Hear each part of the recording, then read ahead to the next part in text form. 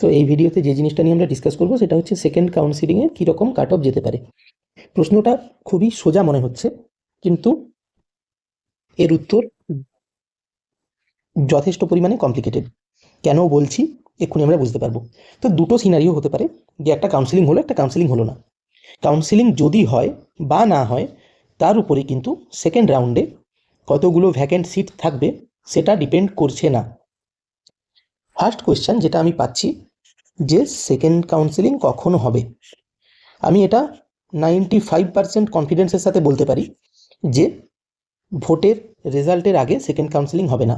এবং ভোটের রেজাল্ট হয়ে গেলে, গভর্নমেন্ট ফর্ম হয়ে গেলে, সে যে পার্টি গভর্নমেন্ট ফর্ম করুক তার কিছুদিন একটা সময় নেবে, তারপরে সেকেন্ড কাউন্সিলিং ঘোষণা করবে। তো যদি সবচেয়ে তাড়াতাড়ি ধরি জুন, যদি দেরি হয় জুলাই বা আগস্টও যেতে পারে। এই ফার্স্ট কোয়েশ্চেন।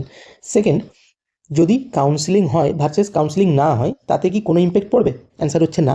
কারণ যারা নিট পিজি বা অন্য কোনো এক্সামে যাওয়ার জন্য সিটটা নেবে না, বা এখনও অবধি যেহেতু থার্ড কাউন্সিলিংয়ের রেজাল্ট বেরোয়নি, সেটা বেরোলে যদি কেউ নিট পিজিতে চান্স পেয়ে যায় কোনো ভালো ব্রাঞ্চে এবং সেটাতে চলে যায়, তাহলে কাউন্সিলিং হোক বা না হোক, সেকেন্ড কাউন্সিলিং অবধি সে কিন্তু সিটটা আইদার জয়েন করবে না, আর জয়েন করে ছেড়ে দেবে। অনেকের ক্ষেত্রে এরকমও হতে পারে যে সিট বাড়ির থেকে খুব দূরে পেলো, সে কাজ করতে চাইলো না অত দূরে, তার জন্য ছেড়ে দিল। এটাও কিন্তু ভেরি মাচ পসিবল। তো এই জিনিসগুলো কনসিডার করে আমরা যেটা বলতে পারি, সেটা সেকেন্ড কাউন্সিলিংয়ে অ্যাপ্রক্সিমেটলি 10% সিট থাকবে। এটা একমাত্র আমার মতে এসটিদের জন্য কিছুটা বেশি থাকবে, অ্যারাউন্ড 20%। তার কারণ অনেক ক্যান্ডিডেট যারা এসটিতে জিডিএমও পেয়েছে, তারা নিট পিজিতে হয় পেয়ে যাবে, বা বেটার কোনো অপরচুনিটি মানে পেয়ে যাওয়ার খুবই ব্রাইট সম্ভাবনা আছে, ফলে তারা একটু বেশি ছেড়ে দেবে সিট। এটা আমার পার্সোনাল অপিনিয়ন। যাই হোক, এবারে যদি কাউন্সিলিং হয়, ফার্স্ট প্যানেল বেরিয়েছে, ফার্স্ট কাউন্সিলিং হলো, তাতে অনেকে গেল অনেকে গেল না, অ্যারাউন্ড 95% লোকজন যাবে, 5% হয়তো যাবে না। তো যারা গেল না তাদের সিট ডেফিনেটলি সেকেন্ড কাউন্সিলিংয়ে যাবে। এবারে যারা গেল তাদের সিট অ্যালট করা হলো, অনেকে সার্ভিস কোটাওয়ালা সিট পেলো, অনেকে সার্ভিস কোটা ছাড়াও সিট পেলো।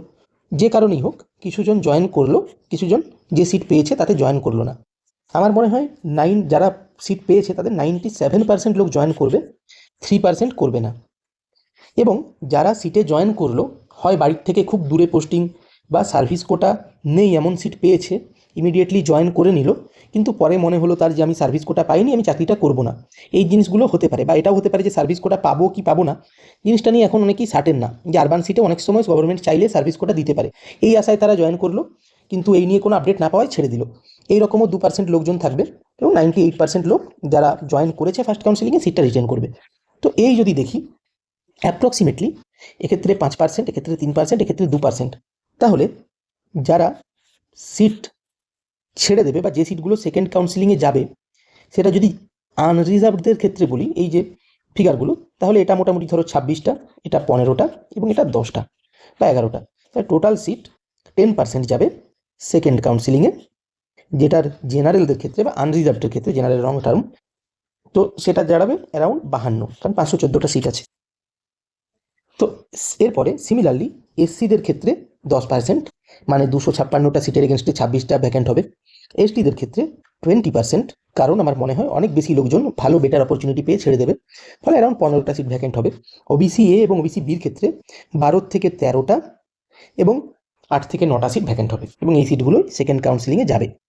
এবারে চলো, আমাদের কাছে বড় লিস্ট আছে, এখান থেকে দেখে নিই যে ওই সিট কত নাম্বারে করেসপন্ড করছে।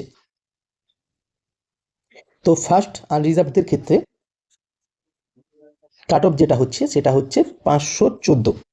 তো এরপরে আমরা যদি 52 জন আনরিজার্ভড ক্যান্ডিডেট দেখি, তাহলে সেই নাম্বারটা গিয়ে কত দাঁড়াবে আমরা দেখি। এক,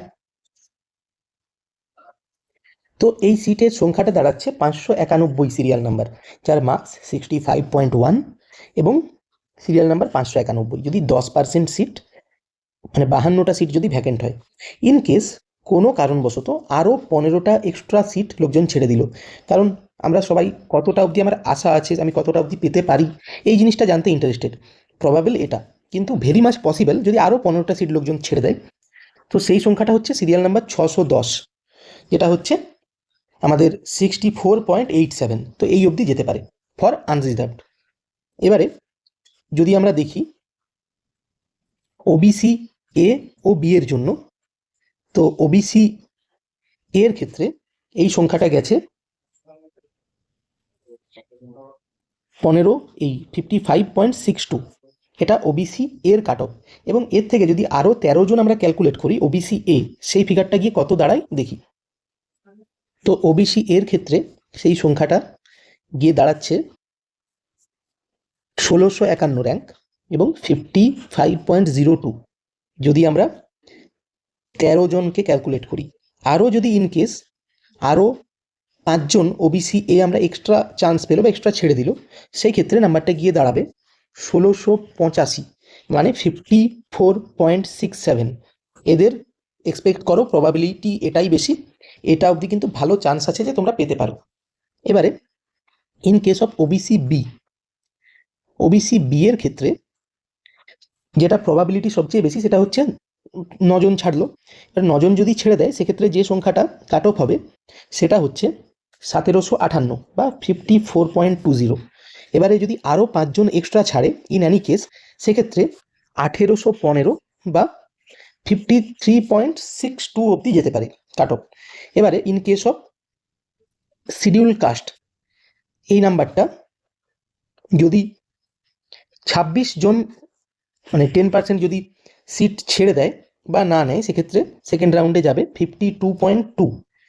এবং যদি আরও 10 জন সিট ছেড়ে দেয় ইন অ্যানি কেস, সেক্ষেত্রে 51.87 বা 2002 অবধি যেতে পারে।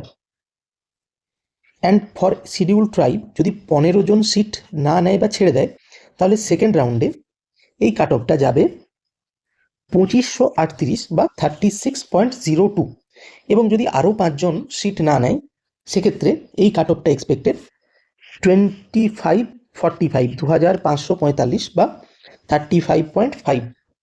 তো এক্ষেত্রে আমরা এক্সপেক্ট সবসময় এগুলোই করব, মানে যেটা 10% রুলের কথা বললাম, বা ফর এসটি 20%। কিন্তু যদি লাক ভালো থাকে, যদি একটু বেশি লোক ছাড়ে, তাহলে আরও কিছুটা বেশি ছাড়লে তখন যেটা প্রবাবিলিটি আছে সেটা বললাম। তো চলো তাহলে সবগুলোকে আমরা এক জায়গায় মার্ক করে লিখে নিই।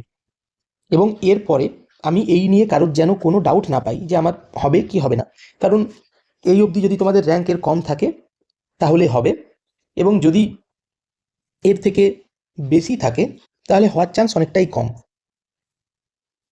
তো এবারে যদি আনরিজার্ভদের ক্ষেত্রে 10% বা এই সিটগুলো ভ্যাকেন্ট হয়, তাহলে প্রবাবলি 591 অবধি যাবে। ইনকেস আরও এক্সট্রা কিছু সিট ভ্যাকেন্ট হয় তো 610 অবধি যেতে পারে। এবং 591-এর নাম্বার হচ্ছে 65.1 এবং 610-এর নাম্বার হচ্ছে 64.87। এসসিদের ক্ষেত্রে 10% ভ্যাকেন্ট হলে প্রবাবলি যেটা যাবে 1968 র্যাঙ্ক, মার্কস 52.20। যদি একটু বেশি ভ্যাকেন্ট হয় 2002 র্যাঙ্ক, 51.87। এসটিদের জন্য 2538 র্যাঙ্ক এবং 36.02 অবধি যেতে পারে। এবং আরও কিছু সিট এক্সট্রা ভ্যাকেন্ট হলে 2545 এবং 35.52 অবধি যেতে পারে। ওবিসি এর জন্য 10% ভ্যাকেন্ট হলে 1651, যার মার্কস 55.02 অবধি যাবে। এবং যদি আরও এক্সট্রা কিছু সিট ভ্যাকেন্ট হয় সেক্ষেত্রে 1685 বা 54.67 মার্কস অবধি যাবে। এবং ওবিসি বির ক্ষেত্রে প্রবাবল যেটা 10% ভ্যাকেন্ট হলে 1758 অবধি, যার মার্কস 54.20। এবং যদি আরও কিছু এক্সট্রা সিট ভ্যাকেন্ট হয় সেক্ষেত্রে 1815 র্যাঙ্ক অবধি যেতে পারে, যার মার্কস 53.62। তো যেগুলো মার্ক করলাম এইগুলোই কিন্তু প্রবাবল, কিন্তু যথেষ্ট ভালো সম্ভাবনা আছে যদি আরও কিছু সিট এক্সট্রা ভ্যাকেন্ট হয় যে কোনো কারণে, যদি সার্ভিস কোটা কিছু সিটে না থাকে বা যদি নিট পিজিতে বেশি লোক চান্স পায়, সেক্ষেত্রে নিচের নাম্বারগুলোও যেতে পারে।